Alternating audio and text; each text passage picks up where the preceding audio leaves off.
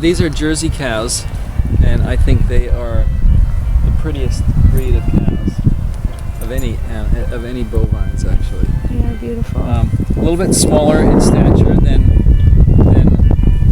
the major dairy breeds, and they have a what I would consider a higher quality milk. It's a higher fat and higher protein content, and I consider it well suited for what I'm doing, artisanal cheese making.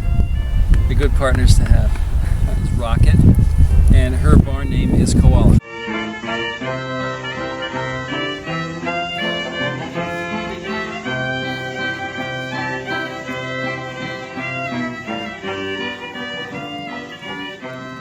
Well, I'm Art Ludlow, and we're on Mecox Bay Dairy.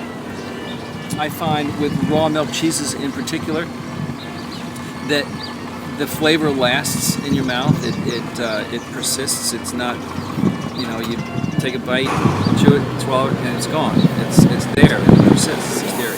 And I also have a permit to sell raw milk.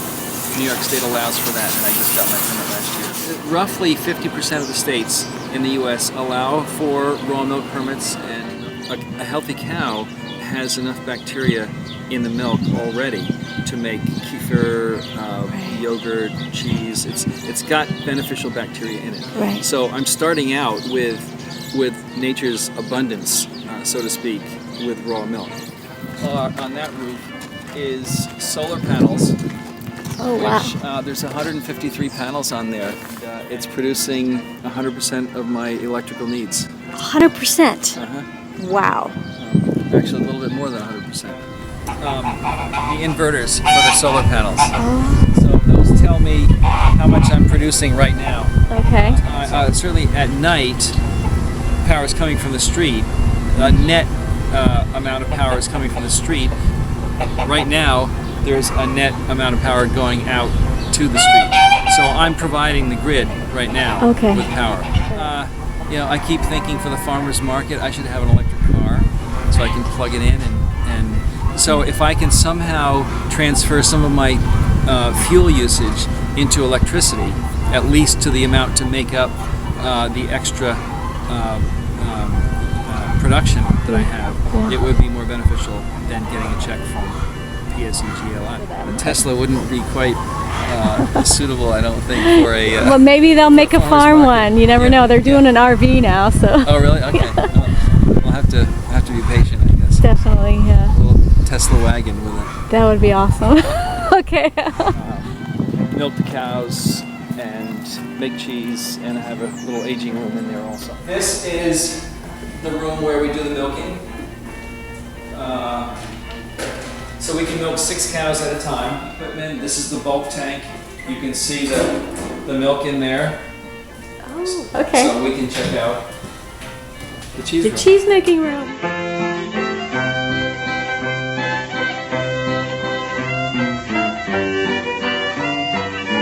Hello world, how are you?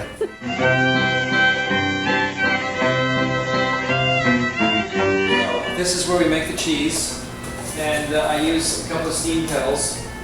This holds about 160 gallons, that one holds about 80 gallons. So by the time an hour is finished and the temperature is up to 120, 122, the curd is very rubbery and very tight. So then I'll put it in the molds like this and press it, putting one on top of the other, and then it'll be a very hard cheese, and it'll age for a long time. Right now my Sigit is aged for about 2.5 to 3 years.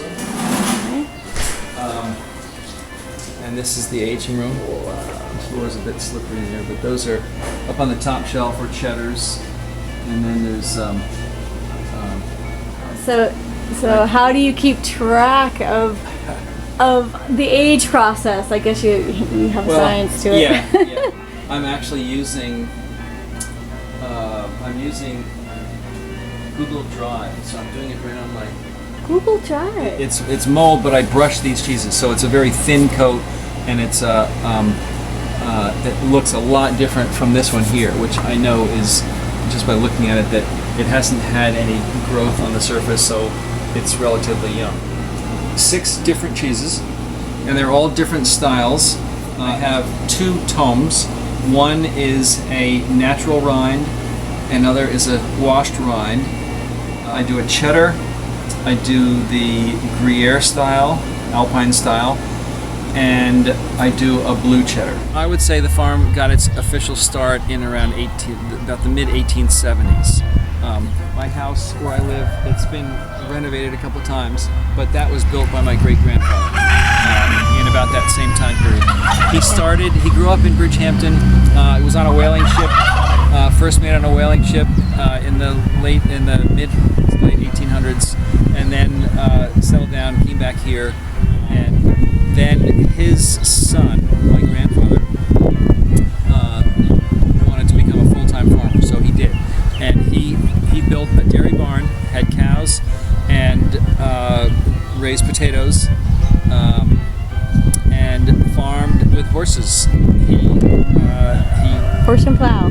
And he did that until 1936, when he died prematurely. He was like 50 or so, and he had gotten injured on a farm implement and got blood poisoning and killed him. So my father was 17 at the time.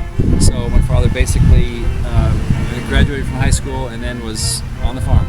Those are bourbon red turkeys. That's the breed. They are a heritage breed, and they're right now just a farmyard flock.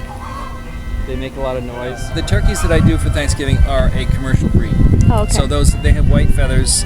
I buy them as baby poults, 1 day old.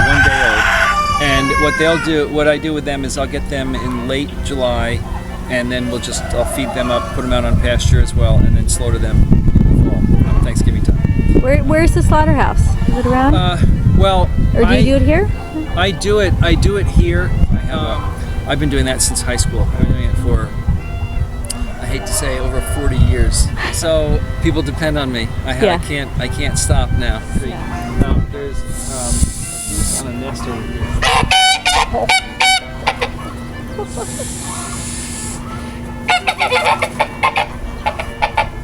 Oh, so protecting the goose, huh? Yeah. Is he gonna bite my butt? He will. He could.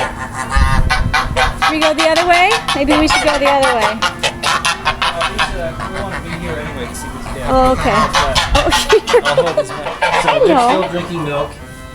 These 2 guys have been weaned recently. It's fennel, fontina, avocado, and cauliflower. Do you deliver these guys? When necessary. And most of the time it's not necessary.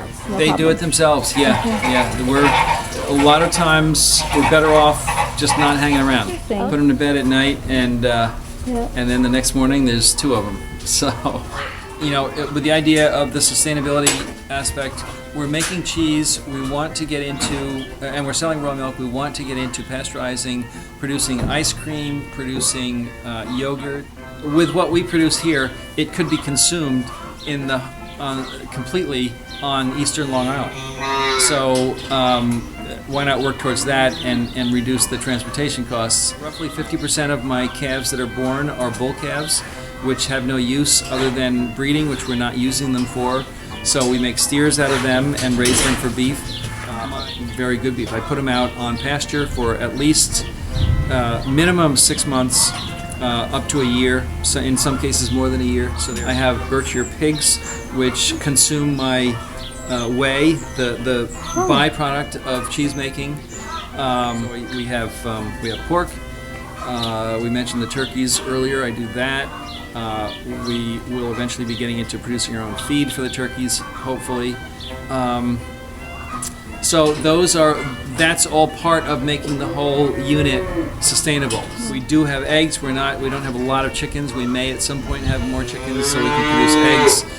In which case the chickens will be out on pasture where they can work over after the cows have been out there. They can get nutrition from what the cows have left in the field. To be the actual certification of organic, I'm not sure that is as important to me. Well, I know that's not as important to me as it is to get fresh products to get products that are made genuinely, not with additives, things like that.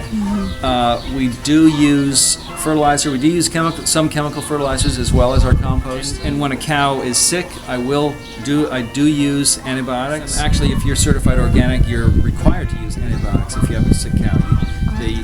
I think humane laws don't allow for a cow to suffer if she can be easily treated. It's just like the grass-fed part. I think grass-fed is important because we do give a scoop of grain each time they're milked. We're not feeding them grain or anywhere near the quantity that would be required if we were trying to get maximum milk production. We're just giving them a scoop, which is rounding out their nutrition, basically.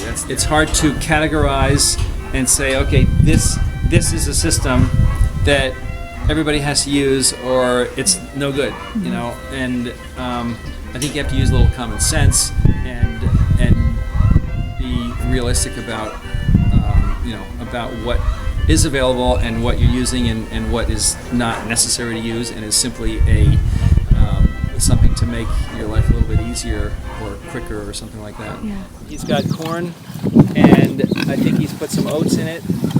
So we are feeding them our own feed at this point.